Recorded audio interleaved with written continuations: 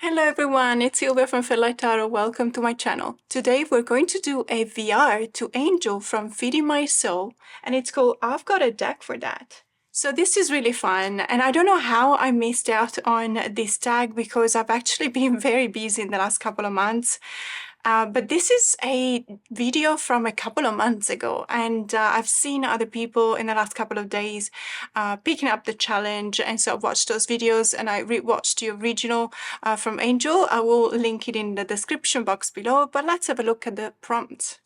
So the first prompt is a deck that represents your favorite movie genre. I have to say that I vary my taste when it comes to movie genre. And I'm not necessarily liking all of the movies that are produced under that label, but I could safely say that I do like horror movies. So when I think about that, I think that it's not a specific kind of horror trope that I like. So it's generally speaking any kind of horror movie. And so I had to go with this deck, which is the Bohemian Gothic Tarot, which is, I believe, is the 3rd edition. I also have the latest edition of this deck. I do prefer this one, however. It is an amazing deck because there's not just horror. It's not just one genre that actually comes out of the images in the cards. I believe that it points to that very specific side of horror or of the horror genre that also has a little bit of humor in it. And I've actually recently posted a video in which I was doing another VR that was to Marine from the Waves of Your Soul, and she was basically choosing one deck per arcana. And I've chosen this deck because of the Lover's card for the Lover's card.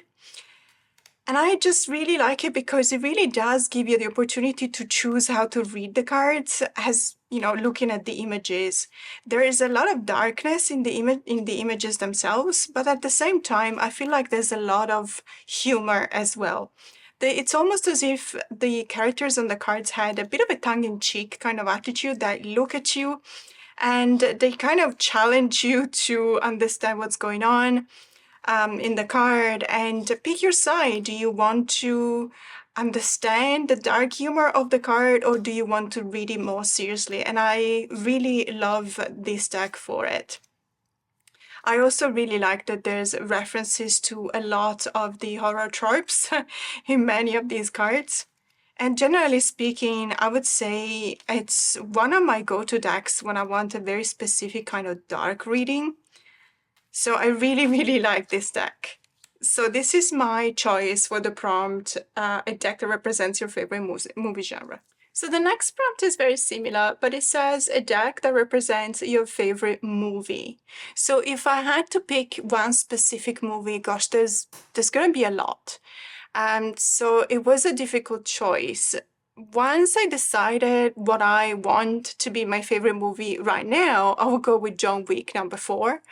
I just love John Wick as a character. I really love the character arc throughout all of the 4 movies. I love that they actually disclosed that there's going to be a 5th episode in the saga. I cannot wait for it. I love everything about it. I love the soundtrack. I love the cinematography. I obviously love Keanu Reeves in there.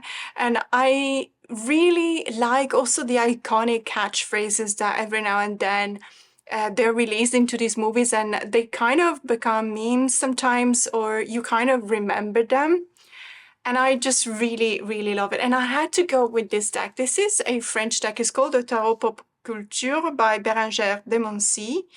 It's been released by Hachette, and it's a mass market deck. So if you like it, you can actually get it from, I believe, Amazon France, perhaps even other Amazon or retailers.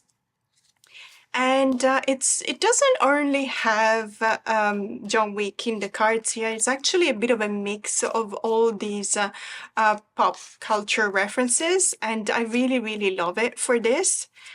I have used this deck for readings, and I just absolutely like to interpret the cards by focusing on the protagonist in the cards. And we can also see that there's Neo here. So it's not just John Wick, it's Keanu Reeves when it was in The Matrix, and there's also Constantine, I believe. So as you can imagine, I really had no problems in buying this deck when I saw it. It was a no-brainer. I just bought it in a second. And I really like all of the references, not just the one to John Wick, as I was saying, but to other movies as well. Overall, it's a really beautiful deck. It's got a lot of really beautiful colors. I love the Matrix as well. And the only thing that I have to say is that it is a larger deck, so obviously it does present a bit of a issue when you want to shuffle this deck.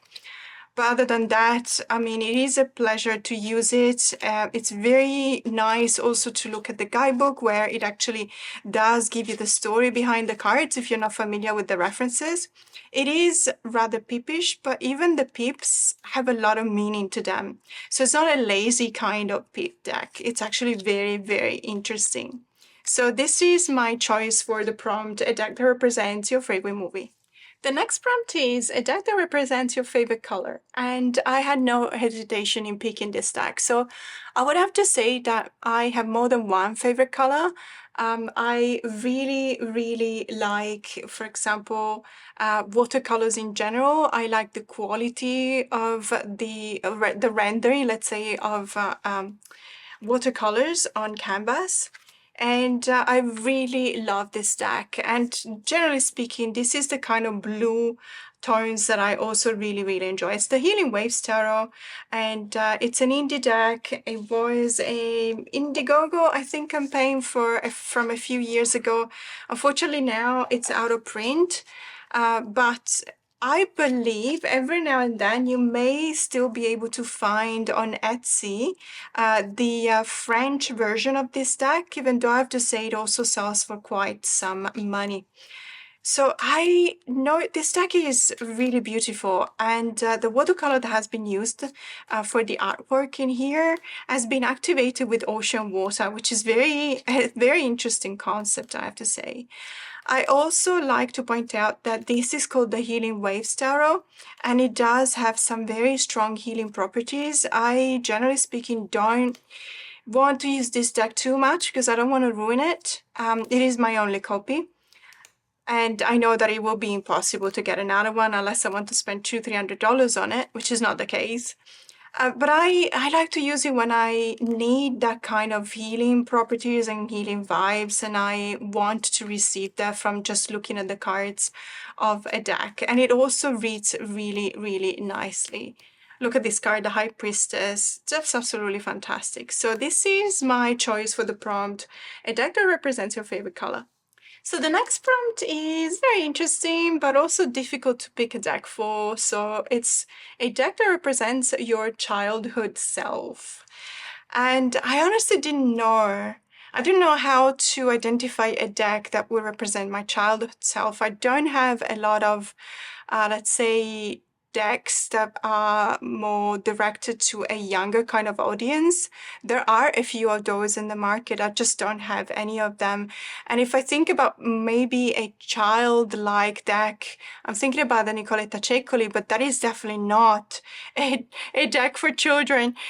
So I thought about what I liked to do when I was a kid, and I remember that I absolutely love doodling robots. So I had to go with the Tarot Bot because these are all robots. So this is by Michael Murdoch, and all of the characters in the deck, which is basically a pretty much RWS kind of rendering, these are all robots.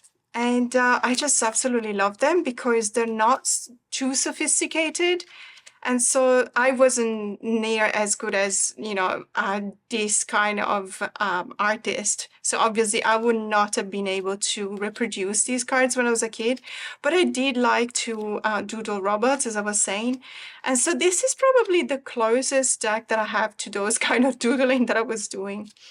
I really love this deck. I also talked about this deck when it comes to the colors. The color associations are just my favorite. I really love these kind of oranges and reds and greens and blue.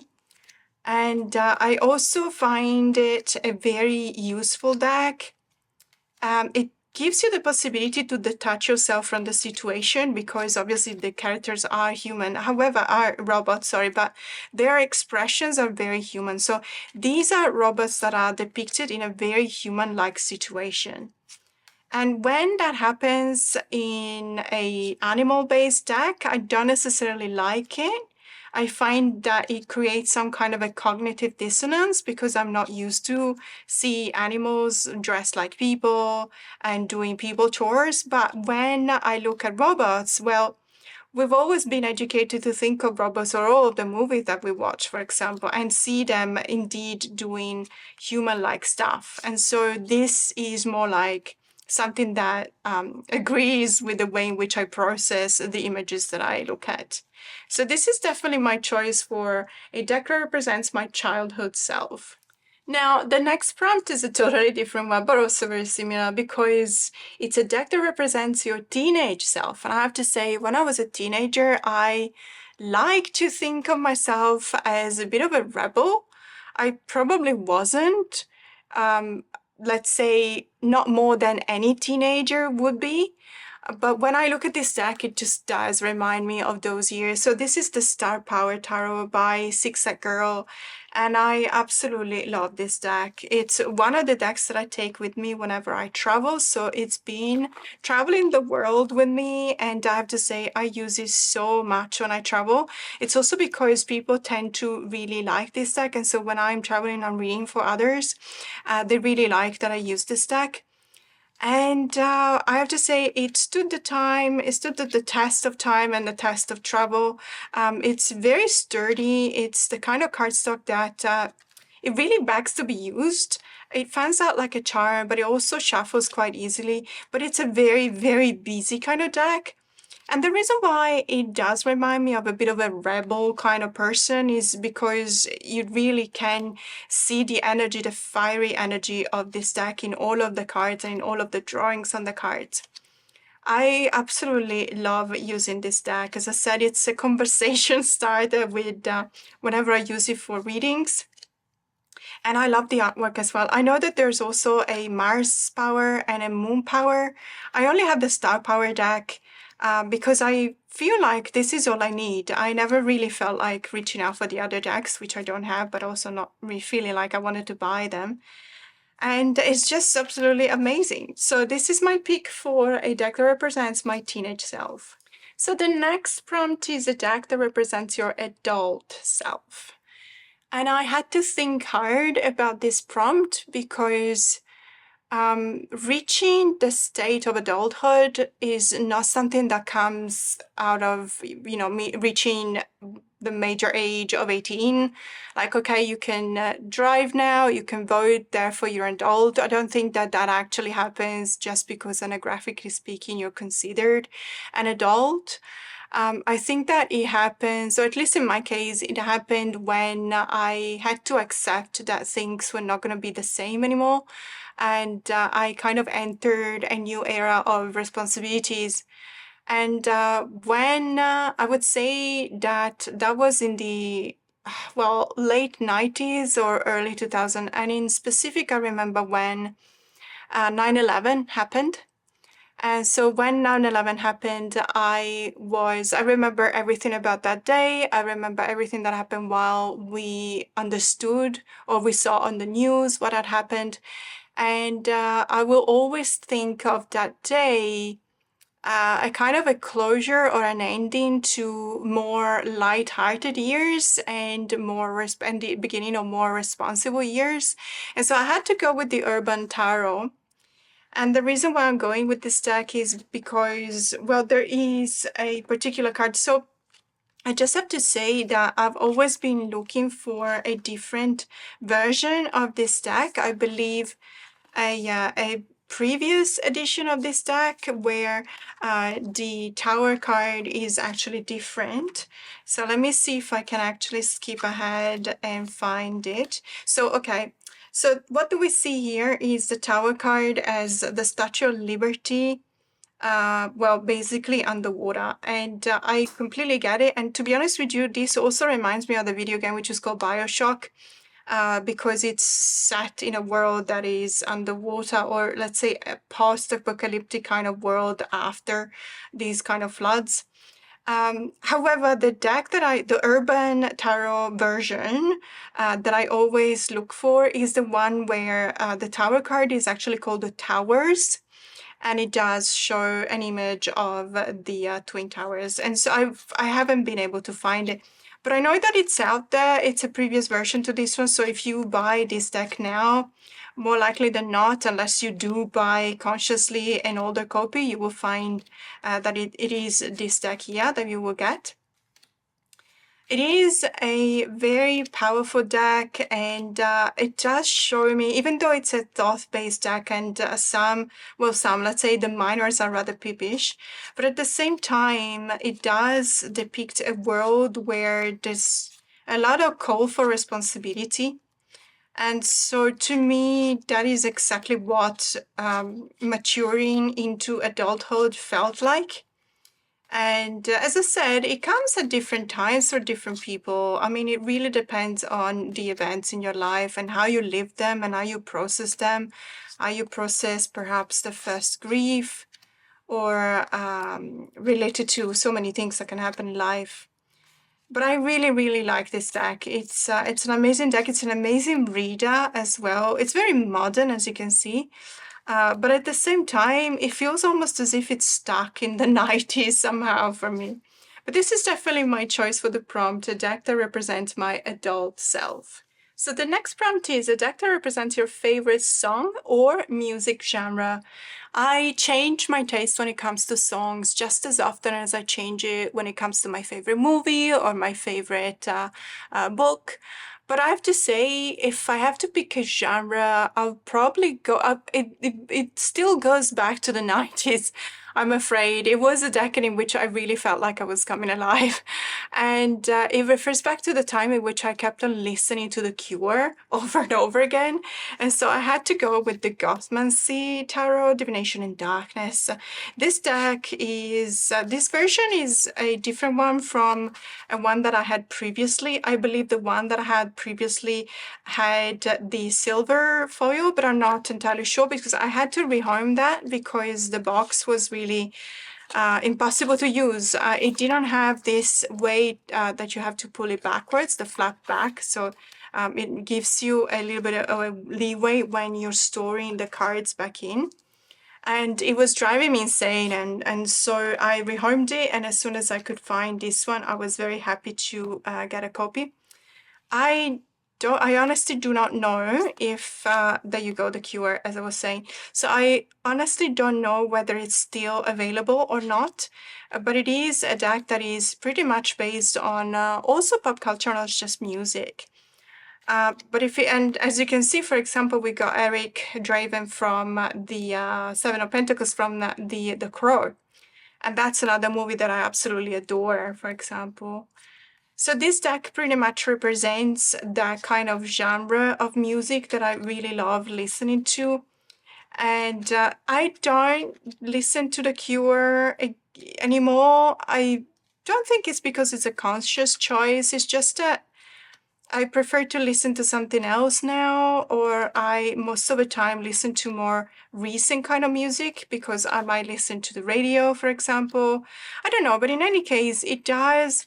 I really do like to remind myself of those years and listening to that kind of music and how it made me feel, and also the way in which The Cure were showing their vibes by choosing a certain specific set of clothes or makeup.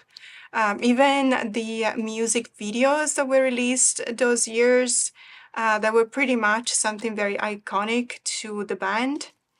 And so I really love this deck. It's the Gothmancy, and it's my pick for a deck that represents my favorite song or music genre. So the next prompt is a deck that represents your favorite book genre. And I have to say, in this case, especially lately, I have been reading a lot of horror books. Again, nothing specific when it comes to tropes. There's the haunted house trope, there's the final girl trope, there's the slasher, there's the vampire, there's the werewolf, there's the zombie, there's the religiously themed kind of tropes, and it's very difficult to choose one. But when looking at my decks, I had two picks, either the Tarot Z or the Tarot V, both of them by Alejandro Colucci, and I have to say I had to go with the Tarot Z simply because I love this deck. I love everything about it. I also love that I splurged and got the luxury edition by Los Carabeo. This has got nothing different. The only thing that is different in this between this deck and a non-luxury edition, the Luxe edition, is the box. Everything else is exactly the same. So it was really, I don't know why I actually splurged for this. I think it was because I love this deck so much that I thought, I wanted to make it special. And so this deck is just absolutely amazing. If you're not familiar with it, well, you probably watch my channel. So if you watch my channel, you will know how much I love this deck.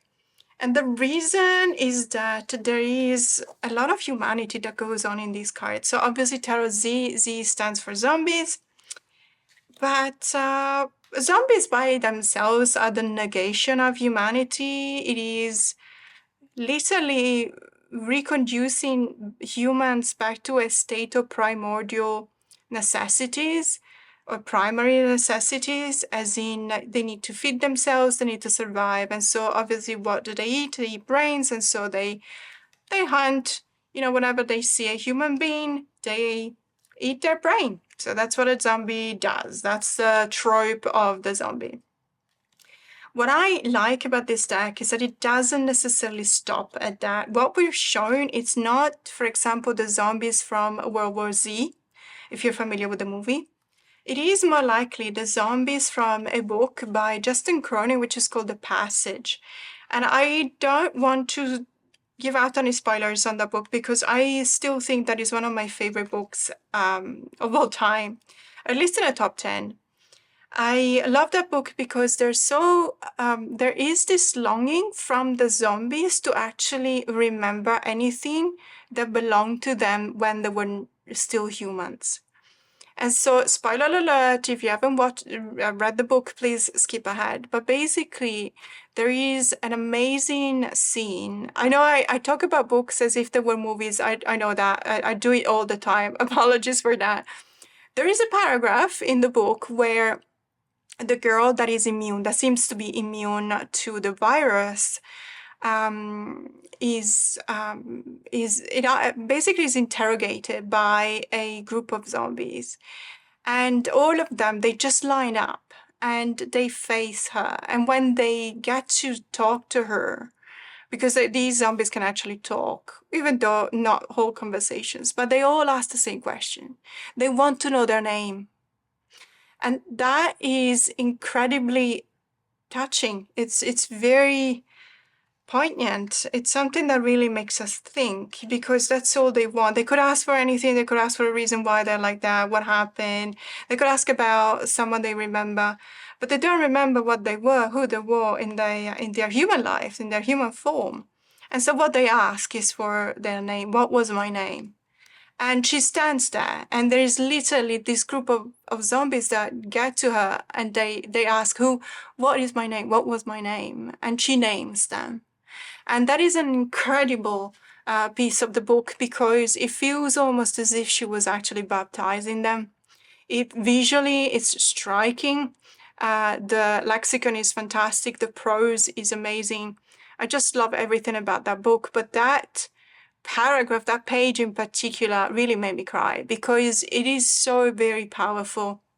And as I said, it feels almost as if this girl was just literally giving them not just an ending, giving them closure to whatever it is that happened to them, but also giving them the permission to go on, to live on as zombies, because they now know what their name was when they were still humans.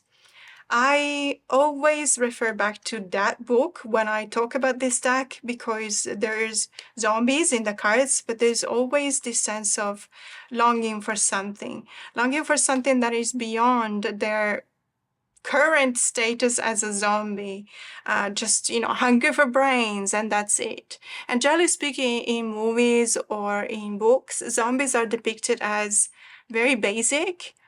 But in that book, the fact that they could ask for anything and the only thing they ask is for their name, I think it really paints them as at least feeling or sentient kind of beings. And I really love that about that book. And I do see it in this deck as well. And that's probably one of the reasons why I absolutely love this deck. And this is the Tarot Z, and it's my pick for the prompted deck that represents your favorite book genre. And the next prompt is a slightly happier one. So, a deck that represents your favorite TV show, past or present. And of course, I had to go with Stranger Things. I just love this show so much. I am so happy there is a season 5 coming. I can't wait.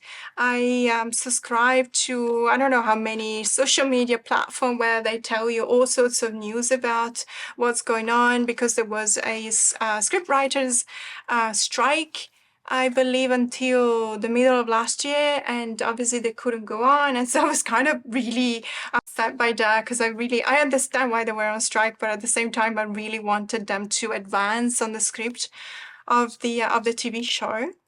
And I am so very excited. I absolutely love all of the 4 seasons. I believe that this one only stops at season 2, but it's fine. I just really I love the soundtrack. Again, I love the cinematography. It's set in the 80s, and so I love the clothes as well. You can tell everything about the show that was actually very well crafted. There's references everywhere to TV shows as well. But there's also this kind of a very light-hearted kind of atmosphere that unfortunately gets to an end when the supernatural enters our world. And so there's this fight to defend humanity against the supernatural. And it's kind of amazing. I'm telling you, it's if you haven't watched Stranger Things, perhaps it's not your genre, perhaps you don't like this kind of now that I see this, I think this is actually from season 3. So, okay, sorry, my bad. I thought it was stopping at season 2, but this is actually from season 3. But I'm pretty sure there's no cards that refer back to season 4, probably because it was already in printing before they released season 4. But this is definitely from season 3. In any case, I don't know, if you think you like the genre and it's part horror adventure, with supernatural presence and also kind of magic powers, you may enjoy this because it's absolutely fantastic. I really, really love this. Although I seem to remember there was an Eddie Munson kind of card, or no, the Eddie Munson card was from the Tarot Pop Culture. So I did see a Eddie Munson card. Eddie Munson is one of the characters on season 4. And I was asking myself, where did I see? But it was in a different deck. But in any case, this is a very amazing deck. I absolutely love using it. And it's my choice for the prompt. What is your favorite TV show, past or present? So the next prompt is lots of fun. What is your favorite pastime or hobby? So if you watch my channel, you will know that I have many pastimes and hobbies. I love traveling, I love food, I love photography, I love fountain pen, I love reading. But when it comes to fountain pen, the reason why I love fountain pens is because I can use different inks, different colors.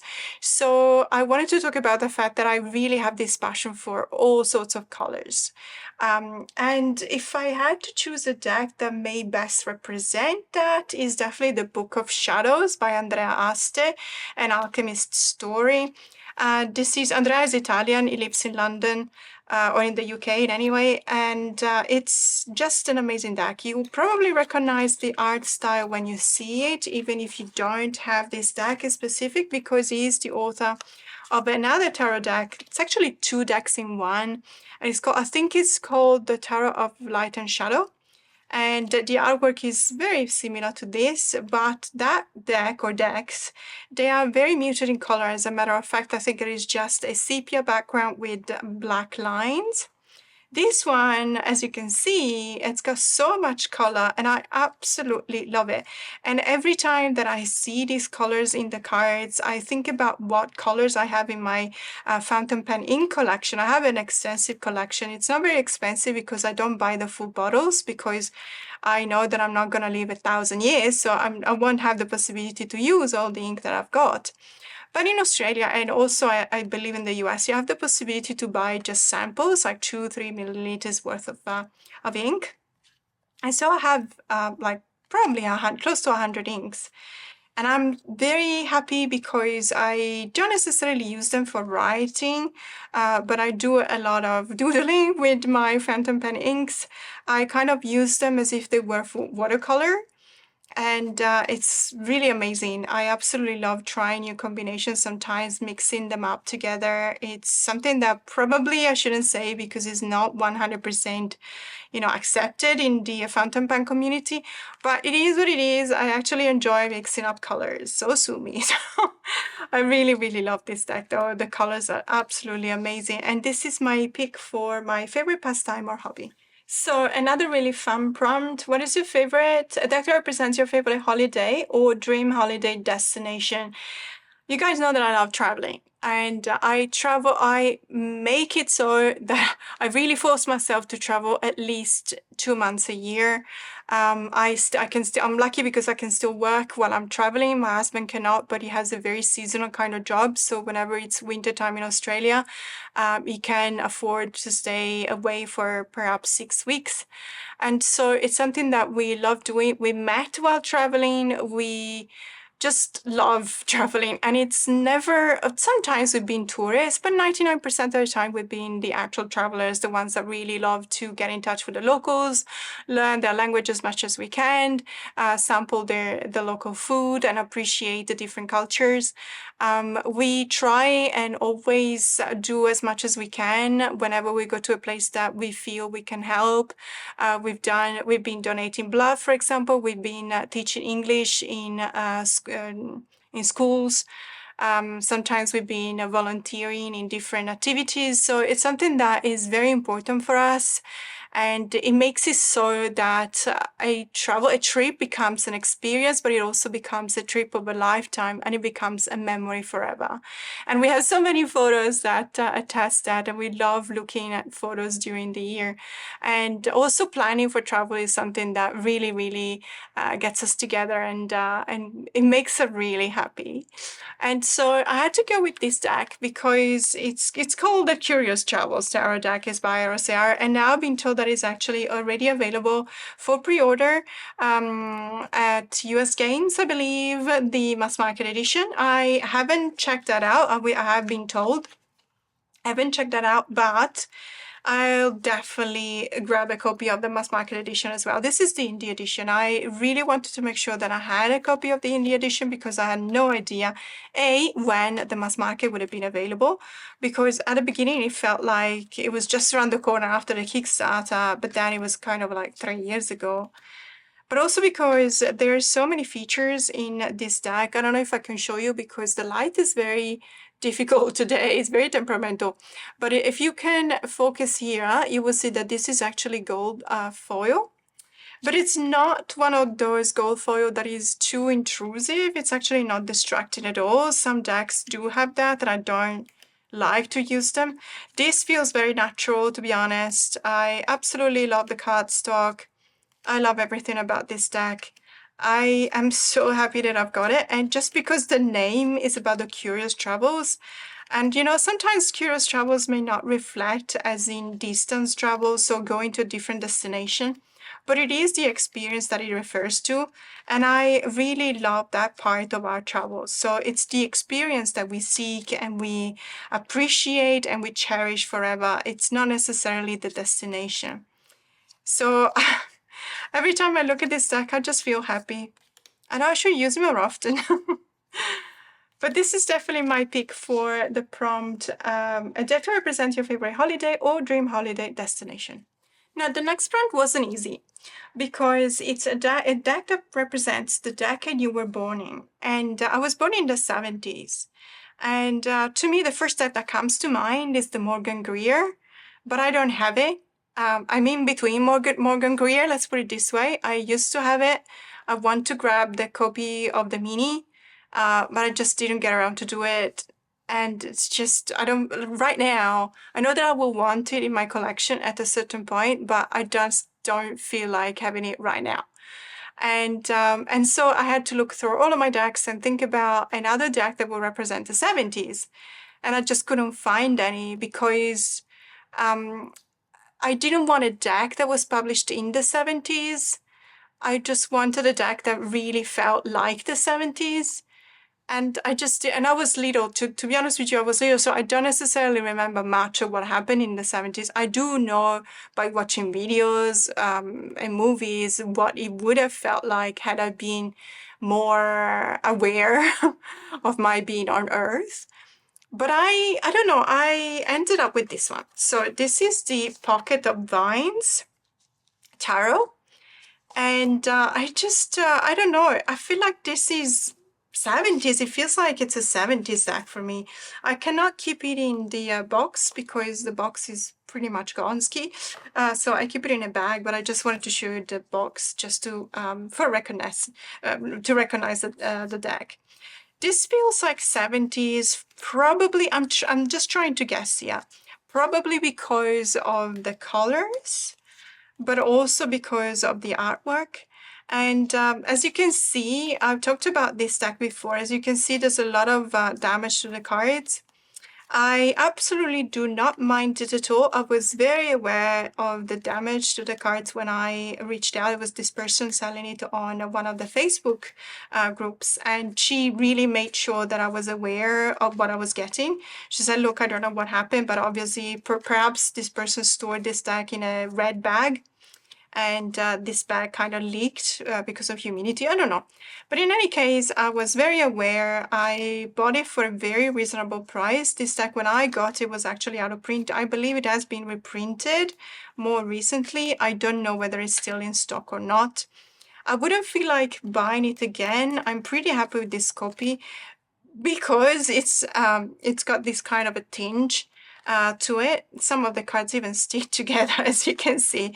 It's becoming very hard to separate them, and now it's become a matter of principle. I really want to separate these two cards. It's also because I want to see which card is the one at the bottom. There you go. Nine of Needles. Did I really want to see this? Probably not, but that's okay. Let's accept it and move on.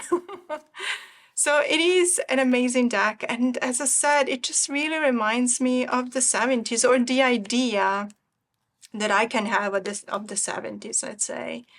I really, really like it. As a matter of fact, every time that I talk about this deck, I say that I don't use it as a tarot deck, and this depends on the fact that there's a lot of renaming going on here.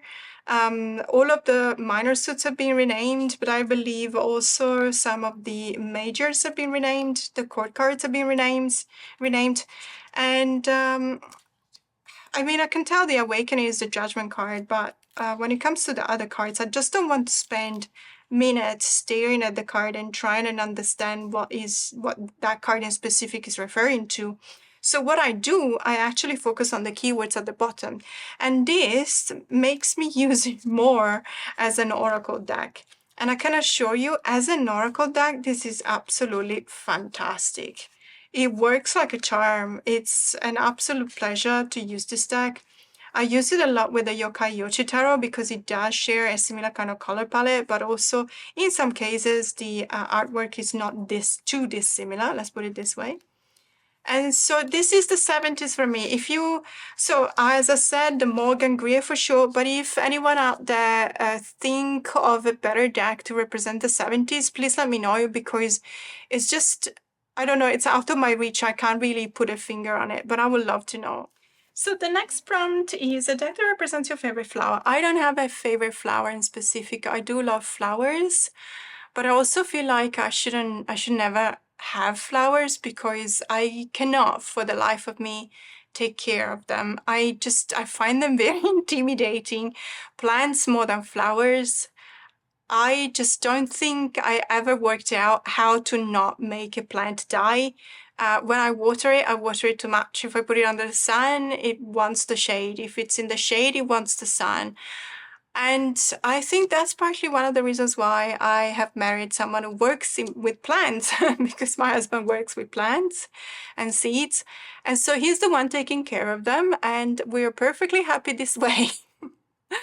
So as I said, I don't have one specific flower, but I do love daisies because I think they're very, I don't know, very friendly. But I also love roses because they're very beautiful and sophisticated. But when it comes to a deck that needs to embody a favorite flower, I thought I'll go with the Forager's Daughter Tarot. So this is by Jessica Leigh Howard, and it's the Afterlight edition. I believe now this is probably the only edition that is still available. And just for you to see, it's the one with the cream color borders. There's another couple of editions of this deck with different colors depending on the minor of the suit. And I do prefer this one. I very much enjoy this deck. It is very much based on both plants and animals as well.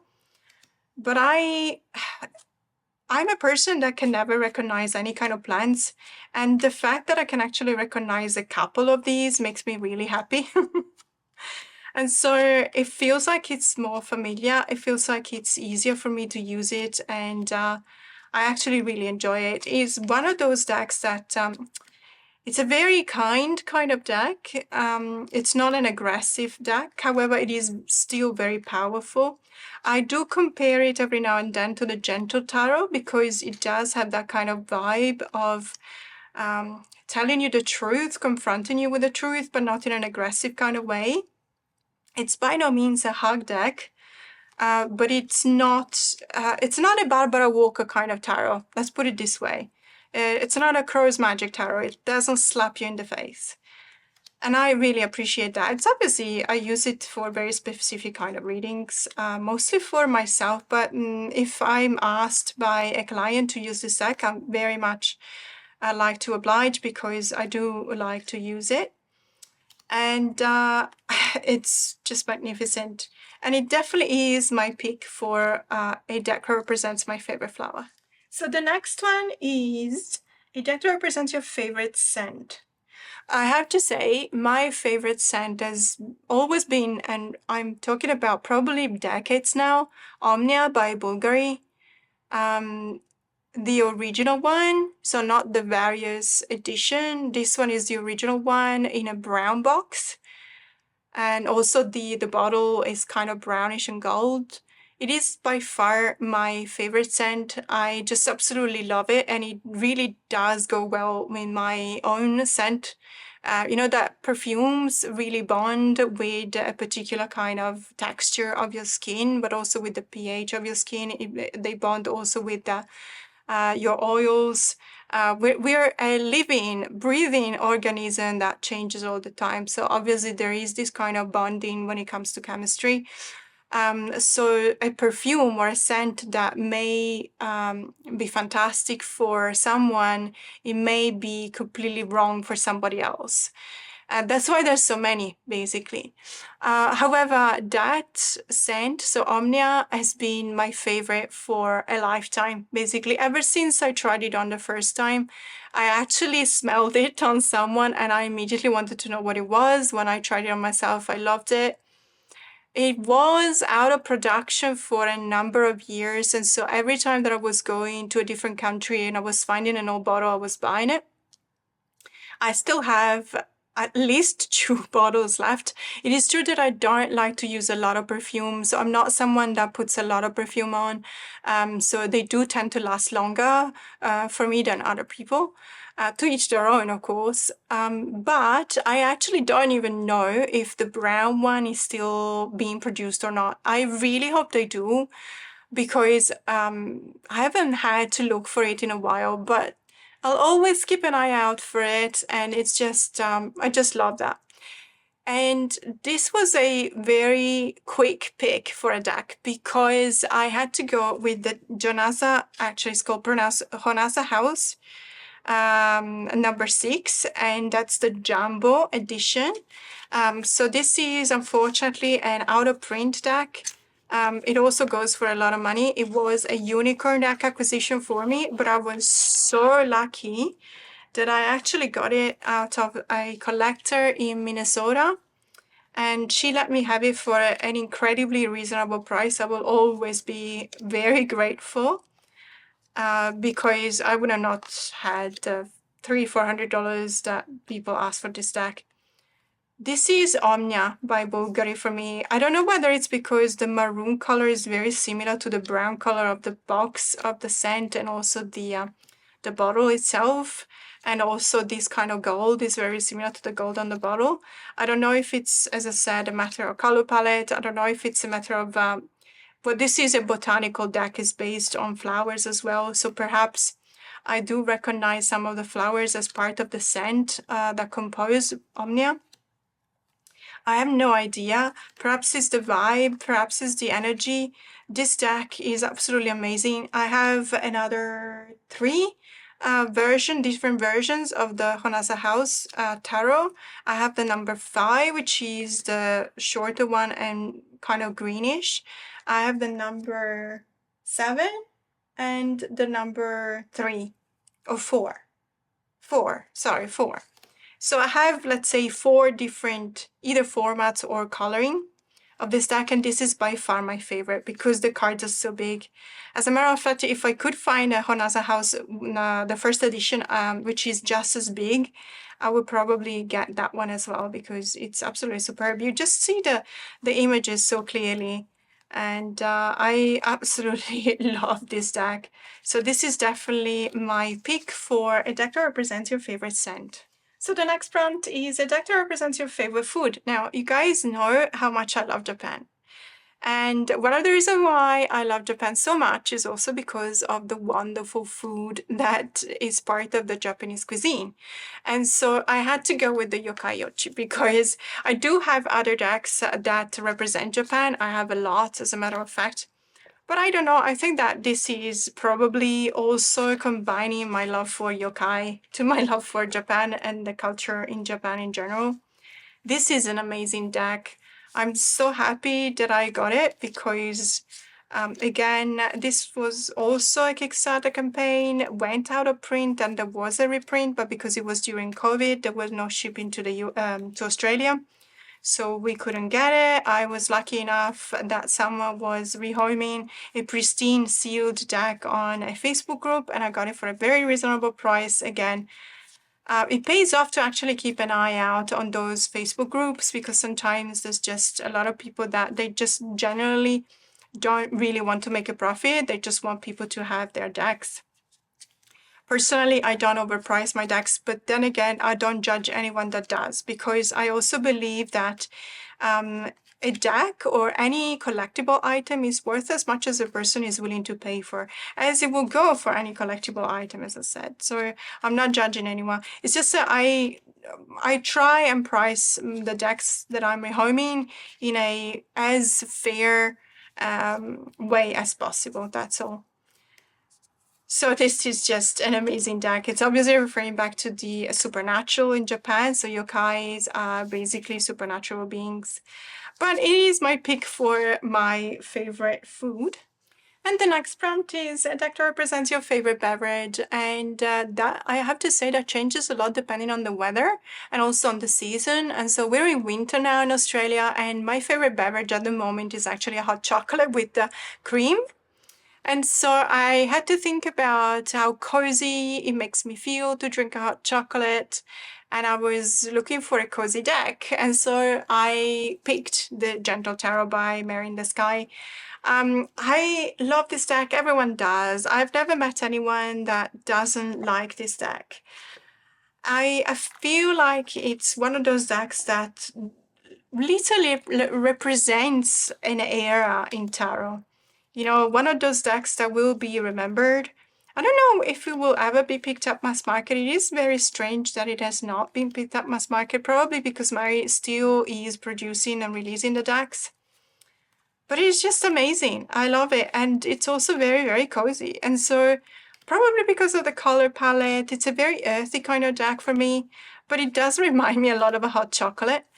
And I certainly can picture myself drinking a hot chocolate and just, you know, wrapped up in a blanket, maybe reading a book, and every now and then pull a card out of this deck. And don't get me wrong, there are some really powerful cards as well. I'm not saying this is a hug deck, but it is one of those decks like the Forager's Daughter, one of those decks that actually takes care of you in the sense that it doesn't lie to you. It does present you with the truth, but it doesn't do so in an aggressive way. And so it just is cozy, and it represents all the really nice vibes of a hot chocolate. So this is my pick for a deck that represents my favorite beverage.